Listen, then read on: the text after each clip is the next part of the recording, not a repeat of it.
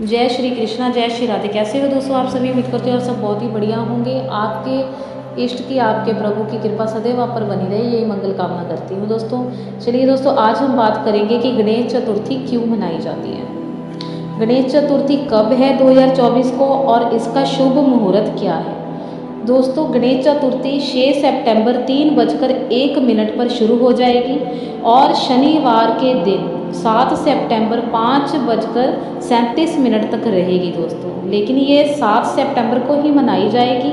अब जो शुभ मुहूर्त है वो 7 सितंबर को 11:01 से लेके 1:34 तक रहेगा, जिसमें आप अपना शुभ पूजा कर सकते हो इस शुभ मुहूर्त में। ठीक है दोस्तों, तो चलिए दोस्तों अब बात करेंगे कि गणेश चतुर्थी क्यों मनाई जाती है।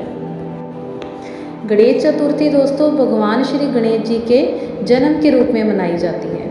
पौराणिक कथाओं के मुताबिक भाद्रपद महीने के शुक्ल पक्ष की चतुर्थी को गणेश जी का जन्म हुआ था। इसलिए हर साल इस दिन गणेश जी को अपने घर पर 10 दिन के लिए रखा जाता है। गणेश चतुर्थी के दिन भगवान श्री गणेश जी की पूजा से सुख, समृद्धि और शांति की प्राप्ति होती है। मान्यता है कि गणेश जी की सभी बाधाएं दूर करने की सभी प्रकार की शक्तियां उनके पास हैं। वह प्रथम पूज्य भी हैं और उनकी आराधना करने से, उनका ध्यान करने से जीवन में सभी प्रकार के विघ्नों का नाश हो जाता है और जीवन में सदैव और सदैव खुशियां और समृद्धि बनी रहती है। इसलिए आज के दिन इसको अनंत चतुर्थी, गणेश चतुर्थी के नाम पर भी जाना जाता है दोस्तों। इस दिन लोग 10 दिन तक भगवान की विधि विधान से पूजा करते हैं और बाद में विसर्जित भी कर देते हैं। कोई ना कोई पवित्र नदी या घर के पानी में ही, पवित्र जल में उनको विसर्जित किया जाता है। ऐसी भी मान्यता है दोस्तों कि इस दिन महर्षि वेद व्यास जी ने गणेश जी से महाभारत की रचना करवाई थी। तो ये भी एक बहुत बड़ा पॉइंट है जिसके कारण गणेश चतुर्थी मनाई जाती है। चलिए दोस्तों अब हम बात करेंगे कि कथा क्या है। गणेश चतुर्थी जो लोग व्रत कर रहे हैं उसकी क्या कथा है। दोस्तों, एक बार देवताओं के ऊपर बहुत ही बड़ा संकट आ गया था। देवताओं के ऊपर इतना बड़ा संकट आ गया था कि वह सभी भगवान विष्णु और महादेव जी के पास चले गए। उन्होंने उनको अपनी सहायता करने के लिए बोला। तभी भोले बाबा ने अपने दोनों पुत्रों को अपने पास बुला लिया और उन्होंने उनसे पूछा कि बताओ, आप दोनों में से कौन श्रेष्ठ है जिसको मैं देवताओं की सहायता के लिए साथ भेजूं। इसी बात पर सभी देवताओं में बातचीत करते करते हलचल मच गई और वे आपस में ही बातें करने लग गए कि इन दोनों में से कौन श्रेष्ठ है। तब भगवान महादेव ने यह निश्चय किया कि अब सभी देवी देवताओं और साथ ही मेरे पुत्रों की परीक्षा होगी। उन्होंने बोला कि जो सबसे पहले पृथ्वी का चक्कर लगाकर इस पृथ्वी पर मेरे पास पहुंच जाएगा वही विजेता होगा और वही देवताओं की रक्षा के लिए उनके साथ जाएगा। तो देवता भी यह बात सारी खड़े वहाँ पर सुन रहे थे। तो देवताओं के मन में भी एक जिज्ञासा जागी कि वह भी अपनी शक्ति का प्रदर्शन करेंगे और वह भी इस परीक्षा में सम्मिलित हो गए। और सभी देवतागण और भगवान भोलेनाथ के दोनों पुत्रों ने भी इस प्रतियोगिता में हिस्सा लिया। सभी वहाँ से बहुत ही तीव्र गति से वहाँ से चले गए, लेकिन भगवान श्री गणेश तो वहीं बैठे हुए थे और चुपचाप टकटकी लगाए अपने माता पिता को देख रहे थे। वो सोच रहे थे कि एक बालक के लिए तो उसके माता पिता ही सारी पृथ्वी है, सारा ब्रह्मांड है। तभी उन्होंने उठकर अपने माता पिता के चारों तरफ से एक चक्कर लगाकर वहाँ पर उनके चरण, उनके पांव छूकर वहीं बैठ गए। भगवान भोलेनाथ और माता पार्वती आश्चर्यचकित होकर उनको देखने लग गए। सभी देवता और कार्तिकेय जी को गए हुए काफ़ी समय हो गया था। सबसे पहले कार्तिकेय ही पहुँचे और कार्तिकेय जी ने जब गणेश जी को देखा तब उन्होंने सोचा कि गणेश जी तो कहीं जा ही नहीं पाए हैं और उन्होंने स्वयं को विजेता मान लिया। जब सभी देवता वहाँ पर उपस्थित हो गए तब उन्होंने गणेश जी को अपने पास बुलाकर बोला कि तुमने प्रतियोगिता में भाग क्यों नहीं लिया। और तुम हमारे चारों तरफ चक्कर क्यों काट रहे थे। तब भगवान गणेश जी बहुत ही विनम्रता से भगवान भोलेनाथ और माता पार्वती को बोले कि एक शिशु के लिए तो, एक संतान के लिए तो उसके माता पिता ही सारी सृष्टि होते हैं, सारा ब्रह्मांड होते हैं। तो मुझे पृथ्वी का चक्कर लगाने की क्या ही आवश्यकता है। मैंने आपका चक्कर लगा लिया तो मानो कि सारी सृष्टि और ब्रह्मांड का चक्कर मैंने लगा लिया। इसी बात से माता पार्वती और भोलेनाथ बहुत ही अत्यंत प्रसन्न हो गए। तब भगवान शिव ने प्रसन्न होकर भगवान श्री गणेश को वरदान दिया कि आज के दिन जो तुम्हारी पूजा करेगा और पूजा के बाद जो चंद्र को अर्घ देगा, उन्हें जीवन में सभी प्रकार की सुख समृद्धि प्राप्त होगी। उनका तीनों जीवन के तीनों प्रकार के जो ताप हैं वो नष्ट हो जाएंगे, चाहे वो धन का हो, चाहे वो तन का हो, चाहे वो मन का हो। उसे सभी प्रकार की शक्ति और ऐश्वर्य की प्राप्ति होगी। चलिए दोस्तों, अब बात करते हैं हम भगवान श्री गणेश जी के जन्म की कथा की। एक बार भगवान शिव स्नान करने के लिए कहीं गए हुए थे। पीछे माता पार्वती बहुत ही उदास हो गई। अकेलापन उनको जैसे काटे ही जा रहा था। तब उन्होंने बैठे बैठे मन में सोचा कि काश कोई मेरे पास होता तो मैं उनसे बातें करती और साथ में खेलती। तब वह स्नान करने चली गई। स्नान करते करते उन्होंने अपने शरीर की सभी मैल उतारकर जैसे एक मूर्ति का आकार दे दिया। जब मूर्ति का आकार दे दिया तब उन्होंने देखा ये तो एक बालक की मूर्ति बन गई है। तब बालक की मूर्ति में उन्होंने अपनी शक्तियों से प्राण फूंक दिए और प्राण फूंकने के बाद वह एक बहुत ही प्यारे बालक में परिवर्तित हो गई। तब माता पार्वती उनको देखकर बहुत ही ज़्यादा प्रसन्न हो गई और उनके साथ ममतावश खेल कूद करने लगी।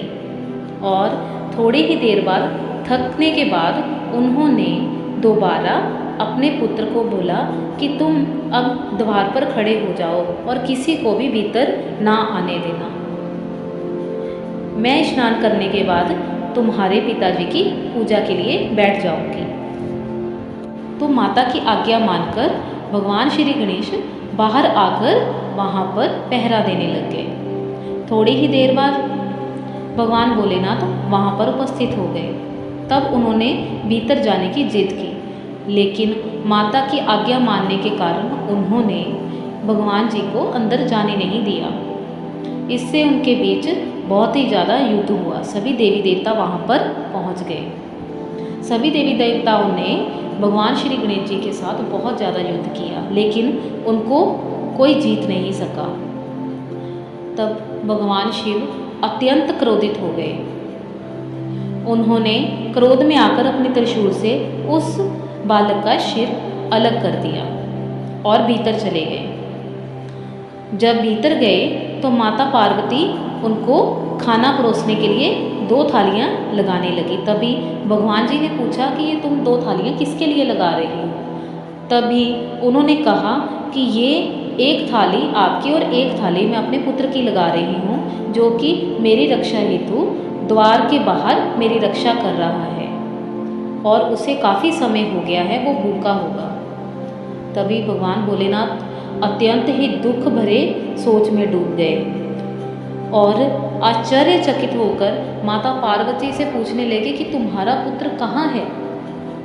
मुझे तो पता ही नहीं था, वो तो बाहर जो मुझे मिला था मैंने तो उसका सिर काट दिया क्योंकि वो मुझे भीतर आने ही नहीं दे रहा था। इतनी बात सुनकर ही माता पार्वती तो अत्यंत अत्यंत क्रोधित हो गई। वह इतनी क्रोधित हो गई, उन्होंने अपना नव दुर्गा रूप धारण कर लिया और सभी सृष्टि को खत्म करने लगी। उन्होंने अपनी काली रूप को आज्ञा दी कि आज सभी प्रकार से पृथ्वी का सर्वनाश कर दो। अगर मेरे पुत्र को जीवन दान नहीं दिया तो मैं यह पृथ्वी भी किसी प्रकार से जीवित नहीं छोड़ूंगी। इस पर बसने वाले सभी प्रकार के प्राणियों का आज मैं अंत कर दूंगी। तब भगवान शिव ने माता को प्रसन्न करने के लिए भगवान श्री गणेश जी को जीवित करने के लिए किसी हाथी के बच्चे का सिर काटकर उनके धड़ के ऊपर लगा दिया और उन्हें पूरी तरह जीवित कर दिया। इस तरह माता पार्वती और भगवान शिव अपने पुत्र को पाकर अत्यंत अत्यंत प्रसन्न हो गए। इसीलिए आज के दिन भगवान श्री गणेश जी की पूजा की जाती है दोस्तों, जिसको हम गणेश चतुर्थी के नाम से जानते हैं। तो दोस्तों एक और कथा है जो बहुत ही प्रसिद्ध और प्रचलित है, दैत्यराज वृत्तासुर की कथा। पार्वती जी कहती हैं कि हे भाग्यशाली लंबोदर, भाषणकर्ताओं में श्रेष्ठ, कार्तिकेय कृष्ण चतुर्थी को किस नाम वाले गणेश जी की पूजा किस भांति करनी चाहिए। भगवान श्री कृष्ण जी ने कहा कि अपनी माता की बात सुनकर गणेश जी ने कहा कि कार्तिकेय कृष्ण चतुर्थी का नाम संकटावी है। इस दिन पिंग नामक गणेश जी की पूजा की जाती है। पूजा रीति के अनुसार उचित आचरण के साथ ही करनी चाहिए। भोजन एक बार ही करना चाहिए। व्रत और पूजा के बाद ब्राह्मणों को भोजन कराकर स्वयं भी भोजन करना चाहिए। मैं इस व्रत का महत्व कह रहा हूँ, तुम सावधानी से होकर श्रवण करो। कार्तिकेय कृष्ण संकटी चतुर्था को घी और उड़द मिलाकर हवन करना चाहिए। ऐसा करने से मनुष्यों को सर्वार्थ सिद्धि प्राप्त हो जाती है। श्री कृष्ण जी ने कहा कि वृत्तासुर दैत्य ने त्रिभुवन को जीतकर संपूर्ण देवों को परतंत्र कर रखा था। उसने देवताओं को उनके लोक से निष्कासित कर दिया। परिणाम स्वरूप देवता लोक देशाओं में भाग रहे थे। तभी देव इंद्र ने भगवान विष्णु के शरणागत होकर कहा। देवों की बात सुनकर भगवान विष्णु ने कहा कि समुद्री द्वीप में बसने के कारण वह नारपद होकर बहुत ही बलशाली हो चुका है। पितामह ब्रह्मा जी से किसी देवों के द्वारा ना मरने का उन्हें वर प्राप्त हो चुका है। अंततः आप लोग अगस्त्य मुनि को प्रसन्न करिए, वही कुछ कर सकते हैं। वह मुनि समुद्र को पी जाएंगे, तब दैत्य लोग वहाँ से भाग जाएंगे। आप लोग सुखपूर्वक स्वर्ग में निवास करने लगेंगे। अंततः आप लोगों का कार्य अगस्त्य मुनि की सहायता से ही पूरा होगा। ऐसा सुनकर सभी देवगण अगस्त्य मुनि के आश्रम में गए और सूती द्वारा उन्होंने अगस्त्य मुनि जी को प्रसन्न कर दिया। प्रसन्न होकर देवताओं को उन्होंने ना डरने की बात कही कि अब तुम डरो नहीं, तुम्हारी सभी प्रकार की मुसीबतों का अब हल हो जाएगा। मुनि की बात से सभी देवी देवता अपने लोक को चले गए। इधर मुनि को चिंता हुई कि 1 लाख योजन से विशाल समुद्र को मैं कैसे पीऊँगा। तब गणेश जी की श्रवण करने पर संकट चतुर्थी के उत्तम व्रत को विधिपूर्वक संपन्न किया। 3 महीने तक व्रत करने के बाद उन पर भगवान श्री गणेश जी की कृपा हुई। उसी व्रत के प्रभाव से अगस्त्य जी ने समुद्र को सहज ही पान कर लिया और वहाँ पर सूखा डाल दिया।